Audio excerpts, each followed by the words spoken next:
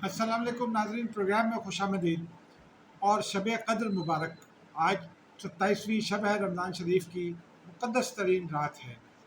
और इस मुक़द्दस तरीन रात में दुआ यह है कि अल्लाह ताला मुझे और आप सबको अपनी रहमत के साए में रखे, और जो हमारी मुश्किलात हैं, जो पाकिस्तान की मुश्किलात हैं और जो दुनिया की में आम इंसानों की मुश्किलात हैं, अल्लाह ताला उन्हें दूर करे, क्योंकि ये काम सिर्फ़ अल्लाह ताला की अपनी कुदरत में ही है।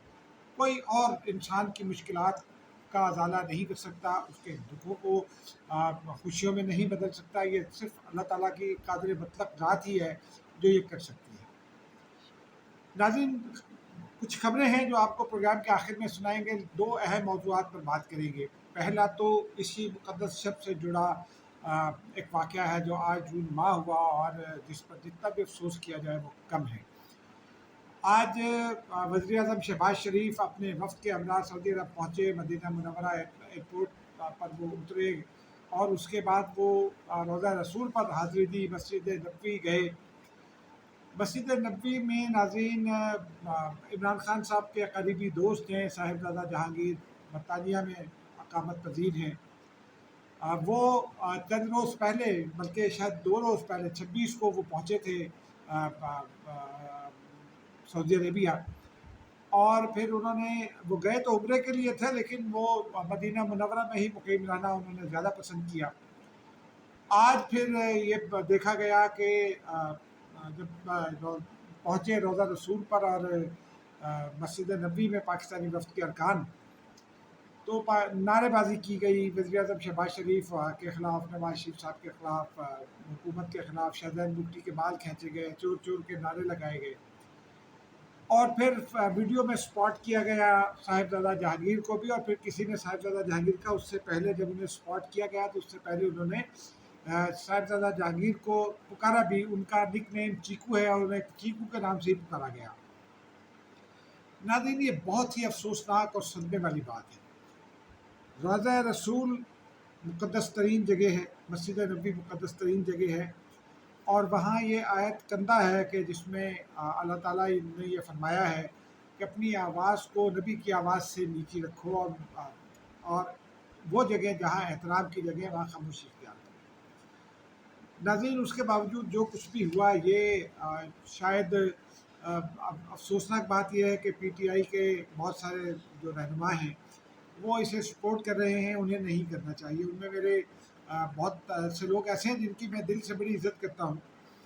वो अपना माफ़ी ज़मीर बहुत खुलकर बयान करते हैं। फवाद चौधरी उनमें से एक हैं।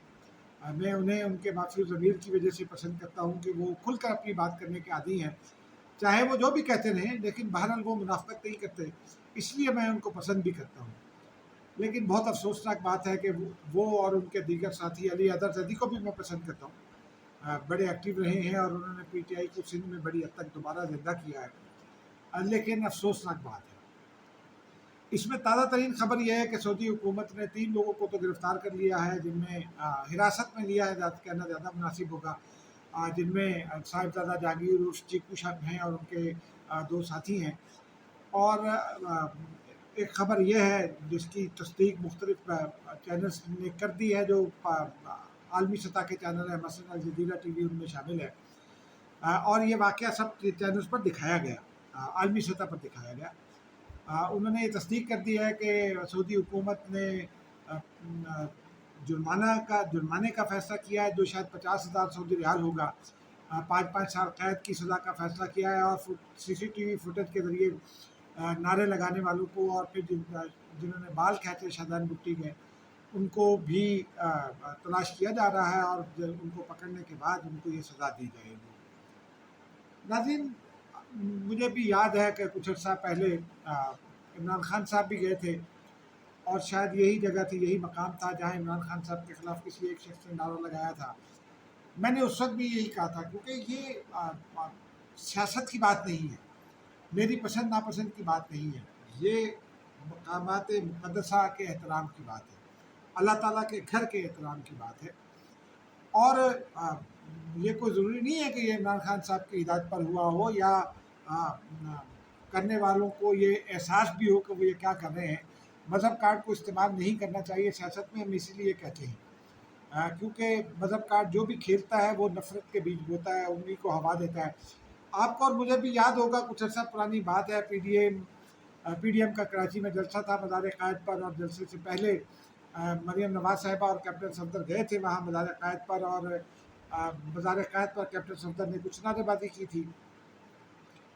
یہی حکومت تھی پی ٹی آئی کی، اور انہوں نے ان کی حکومت میں ان کی ہدایت پر دروازے توڑ کر کیپٹن صفدر کو ہوٹل سے گرفتار کیا گیا تھا، اور پھر بلاول بھٹو زرداری کو مداخلت کرنا پڑی تھی اور انہیں رہائی بھی ملی تھی، ضمانت بھی انہیں ملی تھی۔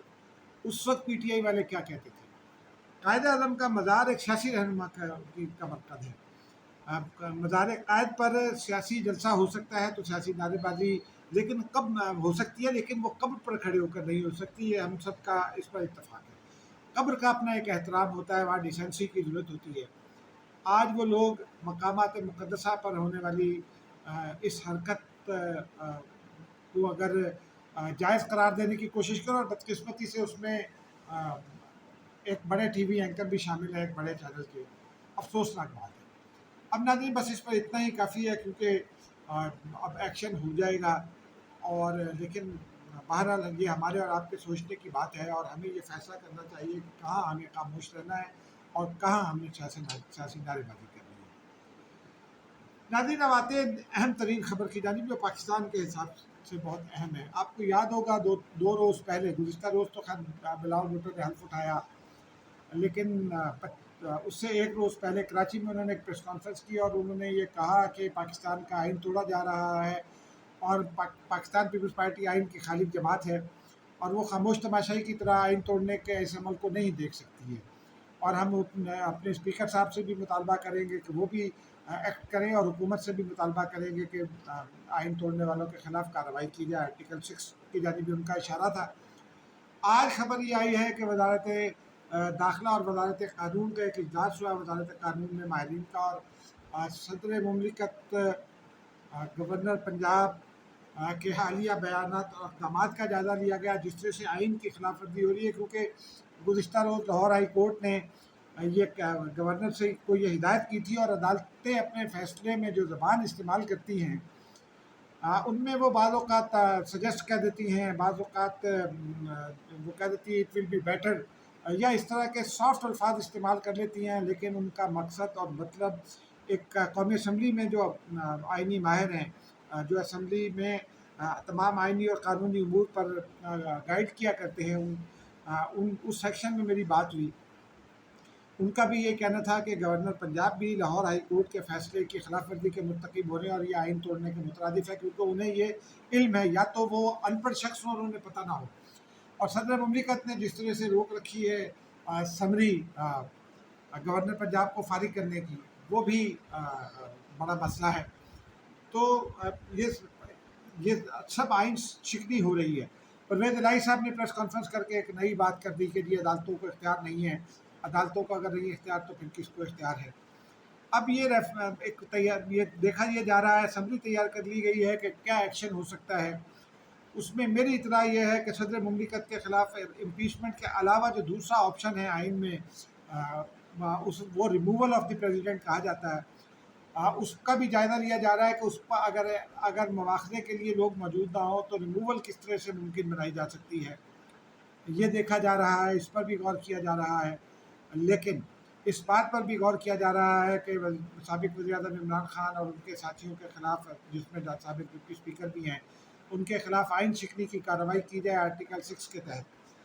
میرے خیال میں یہ ذرا مشکل ہوگا، کیونکہ عدالتیں جو ہیں وہ بہت واضح طور پر دیکھنا چاہتی ہیں کہ کیا ہوا ہے، اور اگر صدر مملکت کی امپیچمنٹ ہو جاتی ہے یا ریموول ہو جاتی ہے ان چارجز کے تحت جو آئین شکنی کے زمرے میں آتے ہیں، اور وہ آئین شکنی ہے بھی، تو پھر تو ٹھیک ہے، لیکن ان کو آرٹیکل 6 کے زمرے میں لایا جا سکتا ہے کہ نہیں، یہ فیصلہ عدالتیں کریں گی، حکومت صرف اپنی کوشش کرے گی، اور میرے خیال میں یہ ممکن نہیں ہے، اور میری رائے میں یہ ہونا بھی نہیں چاہیے، کیونکہ میں ذاتی طور پر یہ سمجھتا ہوں کہ سیاست میں اگر غصے میں بھی کوئی اقدامات کیے جا رہے ہیں تو پھر تحمل اور برداشت اسی کا نام ہے۔ اگر ہم برداشت کا کلچر پیدا کریں گے تو یہ ملک آگے چلے گا۔ اگر ہم نے آرٹیکل 6 کو انووک کرنا شروع کر دیا تو پھر ہر چھوٹی چھوٹی بات پر آرٹیکل 6 انووک کرنے کی کوشش کی جائے گی، اور یہ معاشرہ رہنے کے قابل نہیں رہے گا۔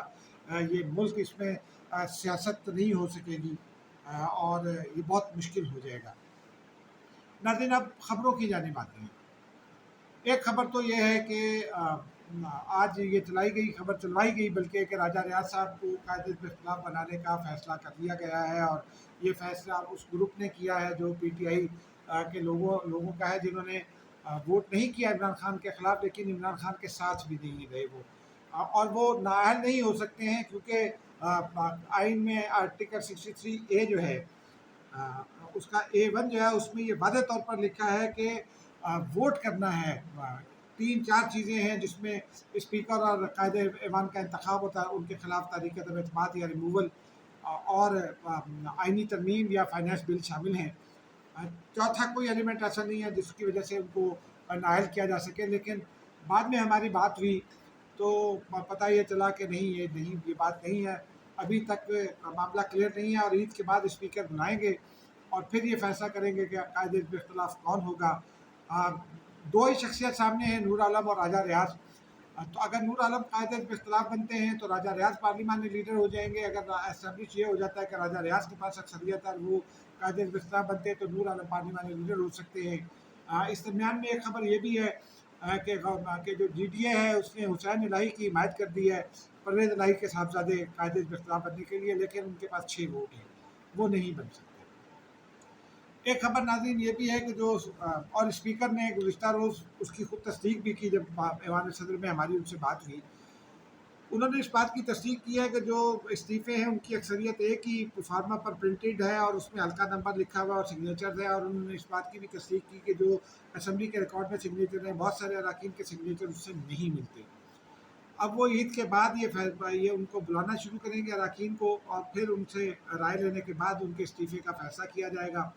عمران خان صاحب، فواد چودھری صاحب یا اس طرح کے بہت سارے لوگ ایسے ہیں جن کے استعفے اپروو ہو جائیں گے، کیونکہ بہت ساروں نے، جیسے مراد سعید صاحب ہیں، انہوں نے اپنے ہاتھ سے تحریر لکھ کر استعفیٰ بھیجا ہے، تو اس کو منظور کرنے میں شاید کوئی مشکل نہیں آئے گی، لیکن جو باقی اراکین ہیں ان کے استعفوں کے بارے میں تصدیق کی جائے گی۔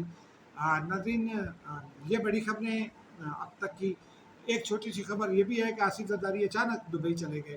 لوگ حیران تھے کہ دبئی کیوں گئے ہیں، تو ہم نے بھی تھوڑا سا کھوج لگایا، فیملی ذرائع سے بھی بات کی، تو پتہ یہ چلا کہ آصف علی زرداری صاحب بے چین تھے اپنے نواشے کو دیکھنے کے لیے۔ چودھری میر حاکم خان ان کا نام ہے، بھٹو بھی ان کے نام میں آتا ہے۔ وہ ابھی چند ماہ کے ہیں، اور چونکہ بختیور صاحبہ پاکستان نہیں آ سکی تھی تو آصف علی زرداری اپنے نواسے کو دیکھنے کے لیے، ان کا نام ECL سے نکلا کئی سال کے بعد، تو وہ دبئی چلے گئے۔ جمعے کو وہ واپس آ جائیں گے کراچی، اور پھر اس کے بعد وہ نواب شاہ چلے جائیں گے، اور عید وہ نواب شاہ میں گزارنے کے بعد عید کے دن ہی شاید یا عید کی شام پھر وہ جائیں گے لاڑکانہ قریب، خدا بخش جائیں گے۔ ناظرین، اب تک کے لیے اتنا ہی، مجھے اجازت دیجیے، خدا حافظ۔